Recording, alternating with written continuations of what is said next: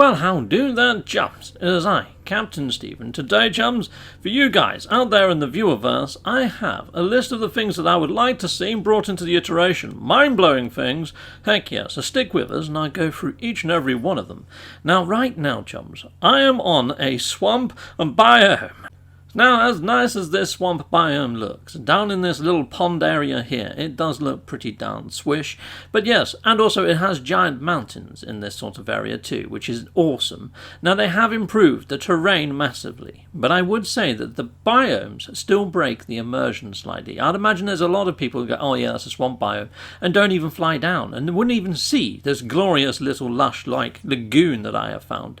Mainly because most of the assets on swamp biomes and also the new lava biomes are just a copy and paste job. I mean, it's like these little kitties here. I say little kitties, they're freaking huge and ugly, and yeah, they can be right next to each other, and you can tell that they're a copy and paste job because they're an exact clone of one another, and it really does sort of break that immersion on these two biomes. You can see over there on the top of the mountain, there's one just sort of stapled to the top of it that's half flying in the air, and you see that so often on these swamp biomes and also on the lava worlds. There's so many assets that are reused and maybe just recolored, not even scaled to make them look bigger or smaller, so you can see them right next to each other and they just look like, you know, God's gone a bit crazy with copy and paste. And it kind of breaks the whole idea of every tree, every rock is, you know, procedurally generated, because they're not. These are crafted assets that have just been copy and pasted and stapled all over our terrains here, people, and it just gets rid of the alien sort of vibe, unless they had some sort of tree cloning experiment where none of them actually grew taller than this. You know, they're all sort of lopped off at the same points. It just breaks immersion. They look like fish tank ornaments, just stapled all over this world. Another thing I would say is sometimes you come across assets with inside assets. It's like there's a Gravitino ball inside of this giant rock face here, which is a little bit janky. So there's still quite a lot of strange issues and errors when it comes to actually, you know, putting things on planet surfaces. Or when you find buried tech that isn't buried, it's just floating above ground. Yes, there just needs to be a little bit more polish there. Now I'm killing these sentinels right now, chums, and you will see that my wanted level is currently at a 3-star. Out of 4-star, we get ourselves a giant walker spawn in, which is fantastic, lovely jubbly, awesome having a walker spawn in, heck yes. But then when you hit a 5-star rating, the maximum star rating for sentinels, guess what you get then, chums? Yeah, you'd think a giant boss. No, you get another sentinel. A sentinel walker, which you've already fought at 4-star, and it's no more of a challenge than 4-star. So why bother having a 5-star? They need to do something about the 5-star rating and make it a bit more difficult. Maybe throw in a giant spider sentinel or something. Yeah, I know arachnophobes might not like that idea much, but heck yes. And also this incinerator multi-tool attachment that I've got is fantastic, yet not everyone's got it. I'd like to see that re-added back into the iteration. Heck yes, because yeah, that would be pretty awesome. I mean, it is quite a cool multi-tool attachment, but you can't get it up to S-Class, you can't improve its stats, so it's a little bit underpowered even for those that were lucky enough to get it, so it's not overly utilised once you've got it. Ah, look at that. All the sentinels have spawned inside of this mountain face, and they're spawned behind bedrock at that, chum, so I can't actually dig them out, and I can't actually pursue them or destroy these sentinels now. They have appeared in a place that I can't get to and they can't get out of, and this sort of thing happens quite a lot. Sometimes with buried tech appearing under bedrock and you can't actually dig it up. So there's a few different sort of random generation type spawn issues going on when it comes to things spawning in, basically, which I know it's a procedurally generated game and we're going to get bugs like this from time to time, but that can be a right pain in the backside. Is it game breaking? No, but it is a pain in the backside, and it is sort of like issues that should have been fixed in patches and updates, in my opinion. So I'd like to see a lot more polish added into any future iterations to try and negate these sort of things from happening. Just polish up all the squiffiness, heck yes. Even if they've done just a whole update just dedicated to getting rid of current bugs, that might be an idea, because this is squiffy ass. Now, inside of space, sometimes you get these little guys pop up, traders that would sell you things or ask for assistance. It'd be nice if we could actually buy fuel off of these chappies, or, we could actually hail for help and actually buy some tritium or fuel for our pulse drives, rather than having meteorites every single damn place we fly, because yeah, it does break the photo opportunities and things like that. And also sometimes they can ingress into your freighter and cause all sorts of other sorts of bugs.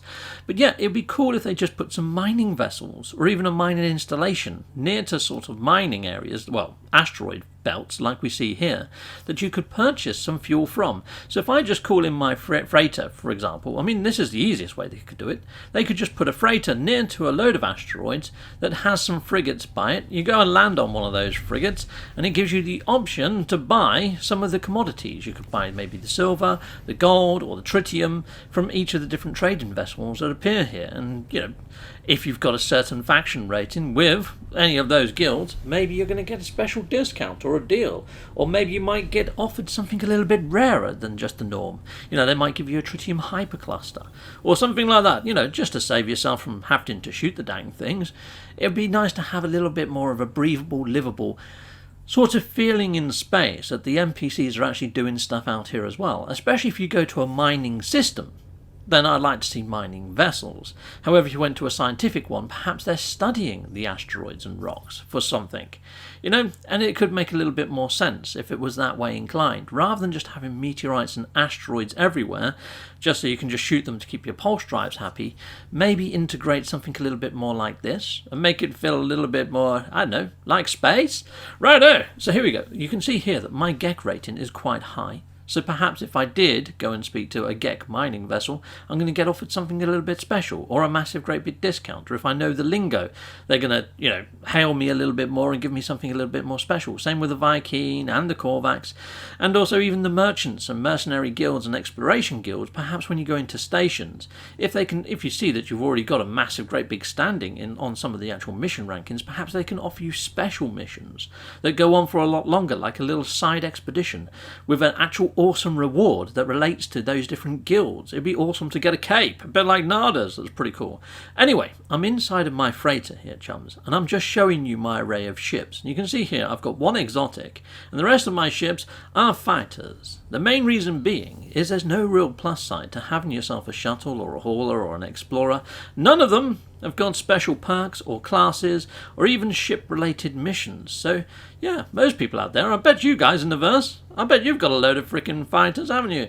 Yeah, let us know down below if you've got anything different.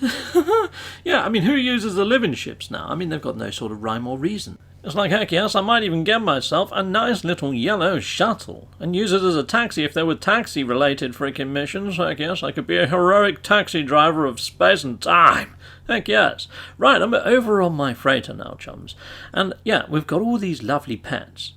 Wouldn't it be nice if we actually had some sort of pet pens to put these in that actually were the biomes that we found the creatures in? So if you do come up onto your freighter and go over to your pet pen and biome, you can actually hatch eggs on your actual freighter, or even on your base. Maybe you could build these rooms on your base as well. Little mini biomes for your pets, and see your pets at your base or your freighter.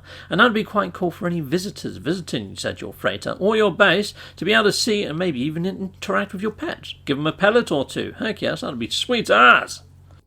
Now, chums, I did a whole video on archives and how I feel archives are pretty much dead, but they have got deader recently, chums, because now ships don't even land here, they just fly past.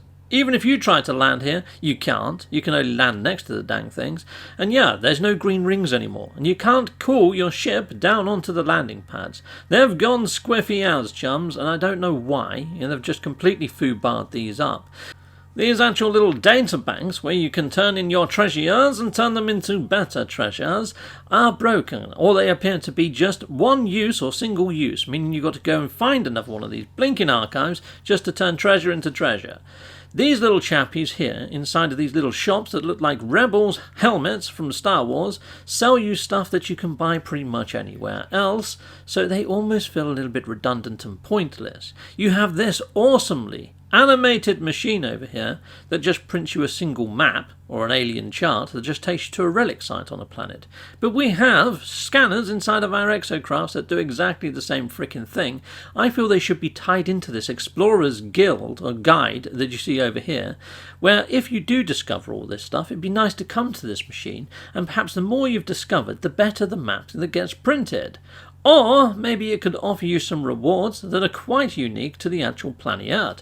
Maybe they might give you some S-class modules, but double S-class or something, so they're stacked to save you room inside of your inventory space. That'd be freaking sweet, wouldn't it? And that would encourage players to go and explore more, find more, and turn in their discoveries. This little chap over here is just a simple guild envoy that you can find up in stations, and to be fair, they're fairly pointless at the moment. They may give you a reward based on your actual level or rank or whatever, and yes, it's usually something you don't need when you've got to that stage in life. Salvage data. I've got all the base parts. If they can see that I've got all the base parts, maybe they could give us something a little bit more useful. Heck yes. But there we go. These little chappies that are walking around, these NPCs, just act as if they're NPCs in any other space. So in space stations or wherever else you're going to bump into these little chappies. You can see here, I already know all the words. I can practice my language skills, even though I know all of the words. And it's very rare that I get anything that's worth anything from any NPCs at this stage of play. It would be nice if you have managed to unlock all the words of all the different races and done everything with the races, that speaking to NPCs, perhaps they would give you some sort of high-level mission. Because at the moment, I don't speak to NPCs anymore. They've kind of lost their point and purpose. So here we go. And even then, they're just a walking knowledge stone, really, aren't they? Because that's all you really use them for. Okay, these giant archive spaces, when you interact with them, you are going to be given a lovely piece of lore that comes from history. Hence why they're called an archive. So they're not current news. They are news from yesterday. So a little bit like the plaques and the ancient ruins. And pretty much everything else. They're just sort of like a little bit of extra side lore, which is lovely. I do love lore, heck yes I do, and it's nice to put a little bit more of lore behind these different races. But yeah, they're massive. I mean, look how many drawers this archive has got. You would think there'd be a lot more text to be had from this archive, but no, you get one snippet of lore, and that's it. It'd be quite cool if maybe on the actual planet you had archive keys, and you could come here and unlock multiples of these drawers and get all the archive knowledge at one archive site, rather than just being a use once and find another archive, because then it just becomes a repetitive grind in finding archives. And they've done the same with the frickin' computers here to trade treasure for treasure. One use, single use, at an archive, heck frickin' no. Just gets boring. Heck yes. So here I am at a foul boundary now, chums. Now, prior, the portals were inactive. And there was a load of mystery around the portals. What are the portals for? Will they ever become active? It's the same now with these boundary failures. People are looking at them thinking they must serve a purpose other than getting lore. I mean, it says here, Atlas, error, error, error, error, and then they see you. Who the fudge sees you? If it's on about the Atlas is singular. That's a one. It can't be frickin' the Atlas that sees you. Heck no. Blow my frickin' mind. So who the fudge is they? Heck yes. So who is they? I kind of want to find out who they are, and if they can see me, why can't I see them? They're invisible. Heck yes, they're invisible. I'd love to know who they are. I'm wondering whether it might be the Sentinels. You know, if you jump through a portal, when you jump through the first portal that you go through during the Artemis quest line, you're accosted by Sentinels and sent back again, and you get all that Atlas sort of shenanigans going on there as well. So it does make you wonder. However, these failed boundaries, unlike the portals are about people size. You know, you walk through a portal and you go somewhere. However, these failed boundaries, or boundary failures, whatever you want to call them, boundary failures, yeah, you can fly through these things. So here you go, I'm in a ship. Now, yeah, you can have haulers which are a bit bigger, and you can have explorers that are now a little bit bigger, and you might struggle to fly one of those through an eye of a needle, but yeah, I still think you could get quite one of the larger of the ships, even the biggest of haulers or explorers, through a boundary failure. They are pretty darn freaking big, but I'm thinking, going back to the ship types and ship perks and ship missions, maybe it would be a living ship that you have to fly through there. I mean, after all, when we actually got our living ship, where do we get the final piece? At a failed boundary. Heck yeah, so it makes sense to fly a living ship through there and maybe end up inside of the void, or the realm of glass, or whatever. Heck yes. I'm now in an abandoned system, and I'm inside of an abandoned station. Now, the abandoned stations, they look rather groovy. They've got a nod to past build and past iterations, which I think is pretty darn sweet. I do like these, abandoned stations. But why are they abandoned? We've just gone to other places where we've seen a shed load of lore. Why not just stick a computer in here, maybe behind one of these Atlas free doors or something, that goes into details as to why that station is abandoned? Like how we get on the derelict freighters that has like a captain's log. Perhaps there could be a station log in here or something, chums. Just anything. Because at the moment it's like a dead end. It's like, what the fudge happened here? Why have people abandoned these areas? And talking about dead ends and unfinished ends, we have Ariadne here, people. Now, she travelled inside of the void and went aboard a dark freighter. Now, the void is often listed as a place in between suns, in the dark areas of space. So I don't know whether it is a different dimension or whether it is within inside of our own space or fluidic space or what, because it hasn't really been specified.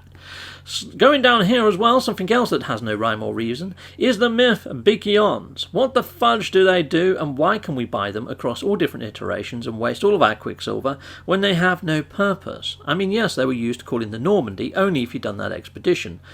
These guys up here, beautifully crafted NPCs, are everywhere. We've also got Tethys and a load of others up here, Mercury, and they've got no real sense of purpose at the moment. I'd like to see their backstories appear in-game, or a little bit more of an understanding. We also have lots of dead space, including this kiosk with a red and blue banner, and what appears to be 2 arrows pointing down to 2 different queues you could take orderly. I don't know what's going on there, whether they might introduce guilds or something, but there is a lot of dead space up here, people. And we did get the egg machine appear in a bit of the dead space, which was a nice addition. Heck yes, really like that. But it'd be nice to see the other kiosks actually get sort of citizens or NPCs appear in there, or get some sort of rhyme or reason. And now this guy, Kronos. Oh my god, he sends me to frickin' sleep. Hello games, please up the amount that you can turn in at once. Doing one at a time is frickin' insane. Heck yes, yeah. And over here we've got Nada. Nada's got a beautiful cape, but it's got the Atlas on it. Why the fudge has it got the Atlas on it if they don't like the Atlas? They're renegades and rogues from the Atlas. Why the fudge have it on their backs? And why the heck is he cutting up a frickin' Sentinel ship? Oh shite, he heard me. I'm out of here, people. Let's run. Okay. On the side of the screen now, on my actual chest in fact, is a big yellow line, and in it some janky text. Yes, that's the actual chat box. So every time you go in the Nexus and things like that, it's going to appear. And even when you do emojis, it's going to say what emoji you've used and all sorts of other shenanigans. I'd like to be able to get rid of that frickin' chat box. Heck yes, I would. Yeah, turn that off. An option to turn that off would be lovely. We've got a new addition. So at the back of the actual stations now, chums, you get an option to override the station, yet it's not currently in-game. Now this came out a little while ago, and I was really hoping to get some idea in the patch notes of what it is, but no, we did not. So yeah, what the fudge is this thing? And what the heck's going on? Sean Murray, you dropped us in something like a golden carrot on a freaking string, and then gave us, no, donkey! Yes, we can't even follow it. We don't even know what we're freaking doing with this thing, chums. Yeah, a donkey without a carrot is a pain. Heck yes it is. And I don't even know if that analogy works. Anyway, let's head on over here and let's go to the ship customization unit. I say ship customization unit, it's not. It's the scrapping unit. But heck yes, it should be the frickin' ship customization unit. I'm thinking if you scrap the ships, chums, you get a blueprint for 1 or 2 of the parts at random, and then hopefully you're going to be able to build a ship out of the blueprints you gain. Meaning you may have to, if I say I wanted to rebuild this TIE fighter, I'd have to scrap it a few times to get all the blueprints. But yes, that shouldn't upset the actual script, the actual ship hunting. Heck no. In fact, I've got a full ideas video on this. Up there, chums, give it a watch, because it's much more detailed than what I've relayed in this very small snippet of info. Heck yes, it's a cool video. Go check that out. You'll be glad you did. It's freaking mind-blowing. Yeah, not meaning to blow my own trumpet, but I am. Heck yes, I am, because it's a freaking great idea. Another thing that I think breaks immersion at the moment, chums, is ships only fly in after you've flown in. It'd be nice if you arrived and ships were coming and going already. And you see here, we've got all these NPCs that are walking about at this side of the actual station. Now, normally there's, a couple of different desks there. One's a mission agent and one's a guild envoy. But over this side is where all the frickin' shops are.